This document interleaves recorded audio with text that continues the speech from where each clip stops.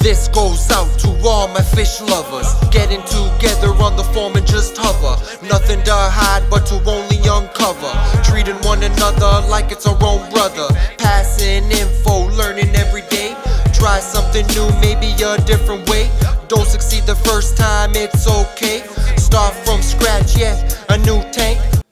What up YouTube, you know what it is, LEOPAZZO TV. Thank you very much for tuning in, and thank you to all my latest subscribers, and in general to all my subscribers as the channel has grown and I have reached 6,100 and climbing. Thank you very much, I totally appreciate it, and I could have not have done it without you guys. Thank you. Now moving forward with the 120 gallon tank build. Just to refresh your guys' memory, this is a 120 gallon tank, 48 inches long, 24 inches tall by 24 inches front to back. It is half-inch glass, and we have Euro bracing front to back. We've built the tank injection method, we've built a sump for it, we've built an oak stand for it, and we've ordered quite a few parts such as skimmer, return pump, we got LED light, we got wave maker, we got heaters, and we got a lot to do and a lot moving forward. We got plumbing parts ready to go. So guys, we're just working on the next step right now. And as you can see behind me, this tank does not have an overflow box installed on it yet. And that's what we're doing today in this video. We're going to be installing an overflow box.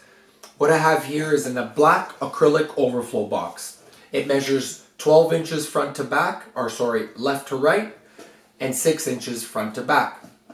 As you can see right there, 6 inches this way, 12 inches this way.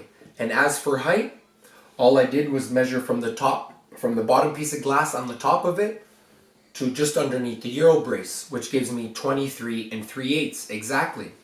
So here's a piece right here of acrylic, which is made out of 1/4 inch acrylic right here. Nice rounded edge. Hopefully you guys can see that. It's black, kind of on black, but it has a nice rounded edge to it right there. That looks pretty decent. You can see in the camera.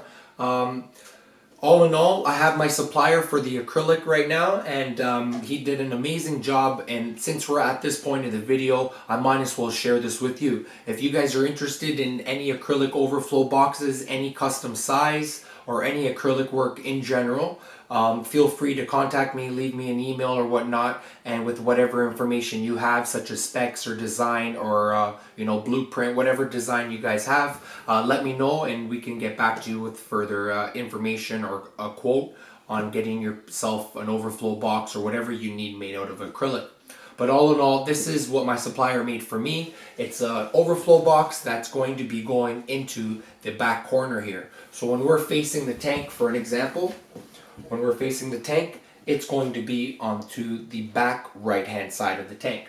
So some things that I just wanted to mention before we go ahead and start installing this overflow box. This thing is actually kind of big, and we are sitting on the ground right now as the tank is on the ground, and I just kind of wanted everything to be, nice and easy and visual for you guys. But all in all, to install this overflow box, a few things I wanted to point out to you guys, such as tools and material and a few tips and tricks. So let's just go over some of the tools briefly. So we're going to need some painter's tape, masking tape, whatever you got, nice and wide, works well for me, so you can put that aside. We're going to need silicone, aquarium sealant silicone, which is this one's made from Marineland. Just make sure that it is aquarium safe and is made for aquariums. Just spend that extra few dollars and buy the proper silicone instead of not buying the right silicone to do the job. So we got silicone, and just to double make sure that we have enough, we have another tube on standby, as this is only about half full and this one is completely full, brand new. This one is left over from building the tank, as the tank only took a tube and a half to build. That's some other information that I'm not sure I included in the other videos. So we got the silicone, we got our caulking gun, we have our good old razor blade, fresh sharp razor blade. Make sure you got a razor blade on hand. We got our paper towel here. We got our glass cleaner acetone. We have measuring tape. Love measuring tapes. They don't lie. They tell the truth. Numbers don't lie. We got our good old handy square just to make sure that we install the overflow box square to the tank, and in general is just sitting nicely. Other than that, we have the overflow box. I think one other thing that I'm missing, I don't have it on me right now, but one other thing that I'm missing that I need to get right now, which I just have it somewhere around the house, just getting this overflow box black piece of acrylic prepped to be siliconed. What I normally do is I get some sandpaper. 120 grit is what I normally have in my garage and whatnot. So I get some sandpaper, whatever you guys have kicking around, and sand the area, the edge of where the silicone is going to be applied. So therefore it's going to be the bottom, L shape, both sides, front, back, and the bottom, and as well over here, the back, the thickness of it, and the front of it, all the way around about a 1/4 inch, wherever you think, make your own judgment of where the silicone's going to be, how thick your bead of silicone's going to be. And the reason for this is to it gives the silicone a better chance to adhere to the acrylic. As silicone itself, as I heard it directly from the acrylic manufacturer, what he told me, silicone does not stick or adhere properly or 100% or at all to acrylic. We need to cake the silicone on. So basically we want to put a lot of silicone towards the back, but then again have the front where it's going to be showing on the display side nice and clean. Same thing on this side. We're going to be caking quite a bit of silicone on the backhand side, a nice thick bead, and then on the front we're going to have tape marked out on it so it can be nice and presentable on the display side. So other than that, guys, this overflow box is ready to be installed. I told you what tools I'm using, how it's going to be done. Now I just got to go ahead and do it. So first things first, I got my tape.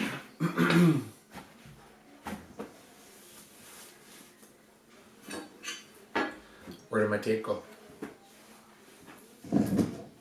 It's hiding behind the overflow box. So first things first, what I'm going to be doing is I'm going to get my measuring tape.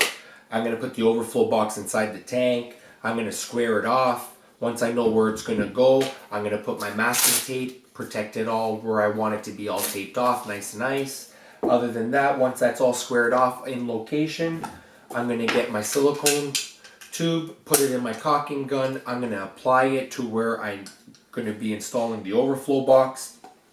I'm going to then get my overflow box, put it into position, and then quickly move and work with the silicone to run my finger along all the beads, inside, front, and back, and make sure that it looks presentable. And as soon as that is done, immediately remove the tape. And again, the tape is just there to not make a mess and make a disaster and have a nice straight clean line.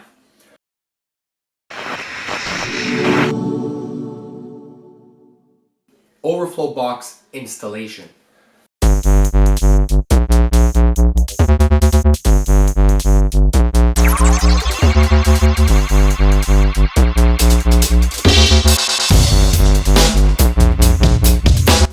Alright, now I'm ready to sand the overflow box, as I was mentioning earlier, about a 1/4 inch on the front, 1/4 inch on the back, and on the thickness of it. So I'm going to go ahead and start doing that right now.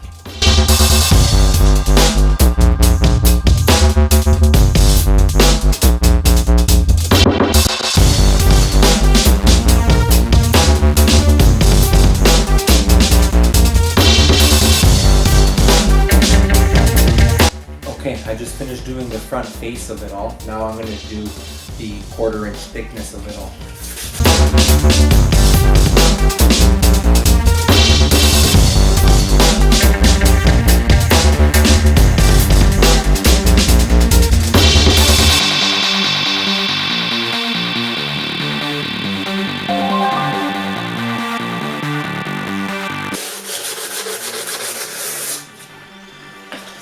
Alright, well, overflow box is prepped.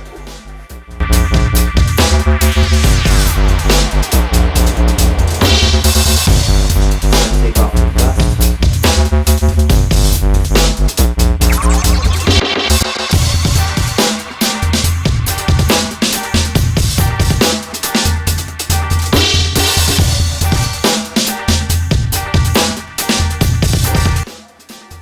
Now I'm just going to check to see how it's sitting square and measure at the same time.